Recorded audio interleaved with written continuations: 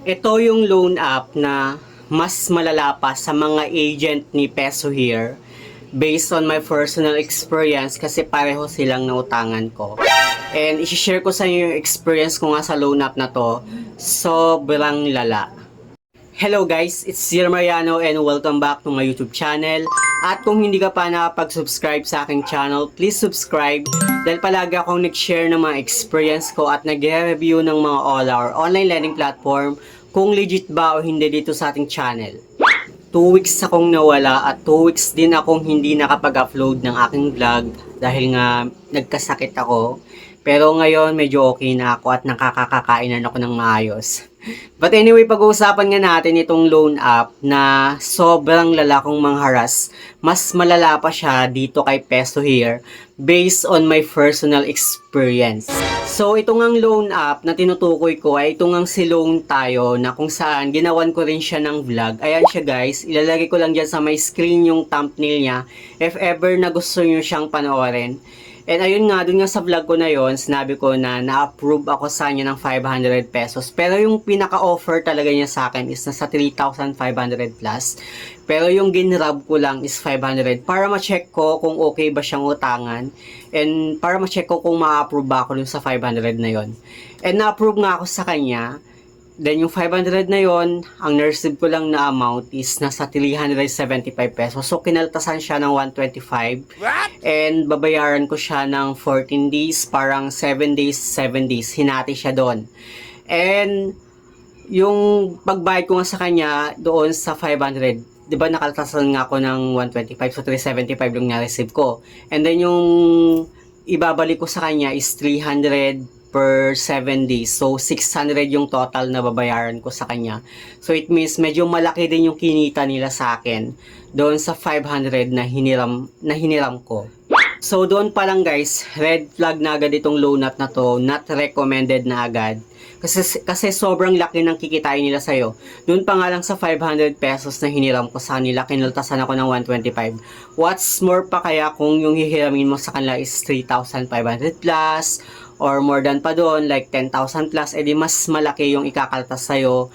Plus, magpapatong pa sila ng interest. Kasi doon nga sa 500 na hiniram ko, kinaltasan ako ng 125. Tapos, yung ibinalik ko sa kanila is 600. So, it means, sobrang laki ng kikitain nila sa'yo.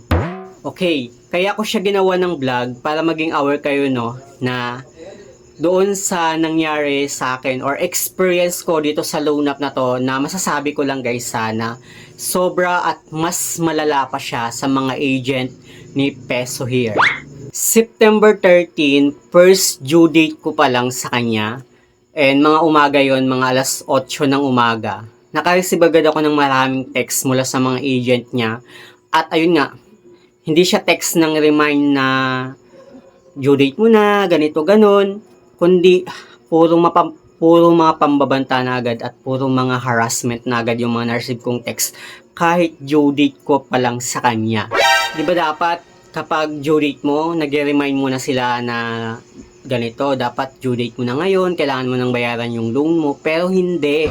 Yung approach niya sa akin ganito, ang kapal ng mukha mo, ganito ganon, ganito ganon. Ang dami-dami na ng mga sinasabi sa text. And that time, hindi ako makapag-reply sa kanila at hindi ko gusto ko silang murahin nung time na yun, pero may sakit ako nung time na yun at syempre kailangan kong protektahan yung mental health ko. So ang ginawa ko na lang, blinak ko muna sila para hindi ako makabasa ng mga text nila.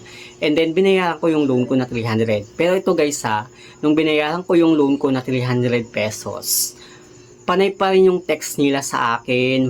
Maghapon na yun hanggang gabi. Nakaka-receive pa rin ako ng text mula sa kanila na parang bang hindi na na-check sa system nila na bayad na ako. Tandaan nyo guys si Loan Tayo, yan yung malala yung mga agent niya. And yes, kasama po si Giseline kasi nung nagte-text sa akin itong mga agent ni Loan Tayo, nakalagay doon sa baba niya, Loan Tayo, Giseline VIP1, mga yan. So it means, iisa lang yung company nila. Okay, ito na. Nag-due date ulit ako ng September 20 sa kanya. At ayun, i-share ko na sa iyo yung mga text nitong mga agent ni Loan Tayo, no. Dahil hindi ko talaga matake yung mga harassment nila, yung mga pambabas nila sa text, at yung mga pambabanta nila. So dito nga, September 20, nag-due date na naman ako dito kay Loan Tayo. At alam ko naman na due date ko at magbabayad naman talaga ako kasi 300 pesos lang naman yung babayaran ko. So dito no, September 20, nag-text ulit yung agent niya. Ibang number na naman yung ginamit kasi nakablock yung mga dating number na ginamit nila nung tinetext nila ako. At ito nga 8:36 AM, nag-text itong agent ni Long Tayo, sabi niya, due date ka na pero makapal ka pa. Halika kupal, ipopost ka na dito. Gisilent, VIP1, tsaka Long Tayo. So it means guys, no, itong sa baba na sabi niya, isa lang yata yung company nila. At ito nga, nag-text ulit siya. Wala kang balak bayaran ng utang nyo dito. O sige, ganito na lang. Dahil makapal naman ang mukha mo, naka-order na kami ng kung ano-ano para sa'yo. Nakalimutan mo ang dito ID at selfie mo, pati na address mo. Doblehin natin ng problema mo, pati sa contact list mo, ipapangalan ko lahat sa'yo. Tignan natin kung hindi ka mapaya sa utang mo dito. Sabi niya dito, due date ko pa lang ha. Ito pa, mayroon pa siyang text sa akin. Hindi lang kasi sunod-sunod talaga yung mga text nila sa akin, no? At hindi ko lang talaga pinapansin nung time na yon kasi medyo may sakit pa ako. At ito nga, no, mga 9 AM, nag-text ulit siya, sabi niya, magbayad ka kesa, kita, dyan ngayon. Sabi niya. Grabe no yung pambabanta nila sa akin. Akala mo parang ang laki-laki ng inutang mo sa kanila. 300 pesos lang naman yung babayaran ko. So dito nga, nag-text ulit siya, wait ka dyan, located ka na, magbayad ka o kukupalin kita. Dami pa, sabi niya, located ka na, don't worry, mga 10:16 AM, sabi niya. Pati dito pa sabi pa niya, ikaw na mukha, di ka talaga magbayad, kukuha ko ng isa sa mga contact reference mo at ko kasama ka. At maliligo. Tapos mo pakinabangan yung utang mo, pahirapan kang singilin, buwak ka ng ina mo. Di mo kilala mga grupo na inutangan mo, bilangin mo na masayang araw mo, iniipon na namin tayo, planado na lahat to. Kung ako sa'yo, babayaran ko na to ngayon bago matapos ang araw na to. Dahil ilalagay ko lang dyan sa my screen guys, no, at kayo nang bahalang magbasa dun sa mga pinang-text nila sa akin. Nakakala mo ang laki-laki ng inutang mo sa kanila ha. At ito ka na, magbabayad ka pa ba? Magbabayad ka pa ba? Due date mo na, putak. Magtrabaho ka ng patas, magbanat ka ng buto, wag umasa sa nakaw dahil ang kalma din yung alam kanina yan. Tama sa anak nyo, sa magaling nyo, kanina sa panyo, baka, bla bla bla bla. Wala kang balak bayaran ng utang nyo, sige ganito na lang dahil makapalam ng mukha mo, naka-order na card ko, Ang dami ng mga text sa akin, ilagay ko lang dyan sa my screen. At hindi ko na talaga, ayoko nang banggitin, hindi ko na sasabihin dito guys, kasi alam niyo na medyo sensitive talaga siya. Tapos dito, wala kang balak bayaran ng utang nyo dito, sige ganito na lang dahil makapalam ng mukha mo, makapala ng mukha mo, naka-order na kami ng kung ano para sa nakalimutan mo, andito ID mo, same lang ulit yon. Tapos may pa-trace pa kayo na laman, gago, di kami tanga na gagamit ng totoong pangalan namin. At hulaan mo saan kondo kami sa Pilipinas na kastiin. By the way, blah blah blah, siya. Nakita ko Facebook mo lahat ng friend mo, inad ko na pag di ka nagbayad ngayon, ibabalandra ko lahat ng selfie at ID mo sa lahat, ipopost kita sa barangay yung magbayad ka na ngayon. Tapos ito guys, na yung pinakamalala, meron pa siyang pa-orasyon sa akin. Kung mag-gets to, sa Mediplicare, yung pasis, ot konterat sa tanam dya, sub, pedibus, no stress. Meron siyang orasyon, pero dito guys, medyo hindi ko na talaga to nagustuhan tong time na to. Kaya, nagalit na din ako ng time at pinagmumula ko talaga sila. Tapos, binalik ko sa kanila yung text at dinagdagan ko din ng ibang orasyon para bumalik sa kanila yung mga pinagsasabi nila. So, dito sobrang galit na galit ako sa kanila. Pero, binayaran ko yung 300 pesos guys ha. And after kong bayaran, ganun pa rin. Hanggang gabi, nagte-text pa rin sila. Panay pa rin yung harass at panay pa rin yung text nila sa akin. Panay pa rin yung mga pamabanta nila sa text. Gabi na yun ha, hanggang gabi na yun kahit bayad na ako ng mga hapon.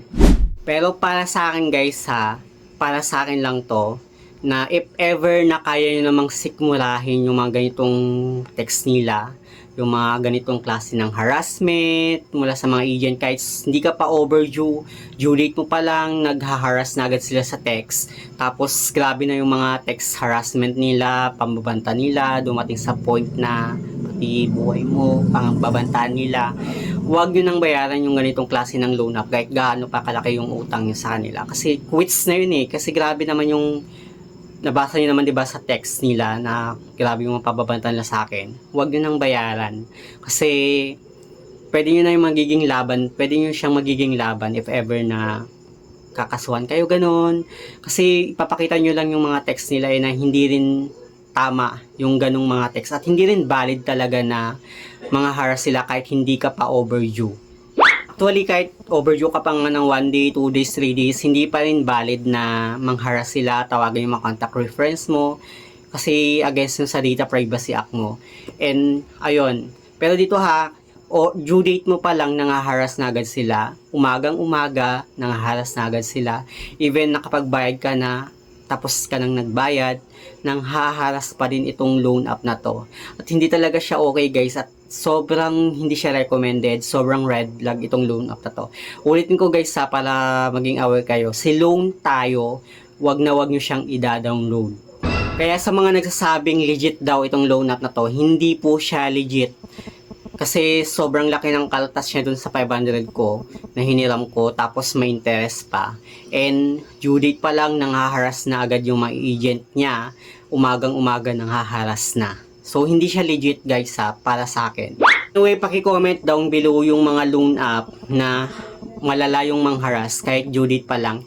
Ilagay nyo dyan sa may comment section at i-share nyo yung experience nyo sa mga loan app na to. So, yun lang naman yung gusto kong i-share about dito sa loan app na to. Si Loan Tayo, Jessilent VIP1.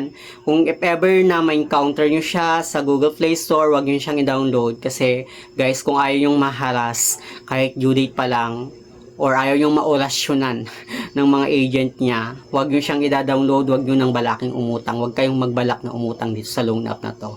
So, yun lang naman sa mga hindi pa pala nakapag-subscribe sa aking channel. Please don't forget to like, share, subscribe. Click the notification bell para lagi kang updated sa aking mga susunod na video. Thank you guys, thank you for watching, and see you on my next video. Bye!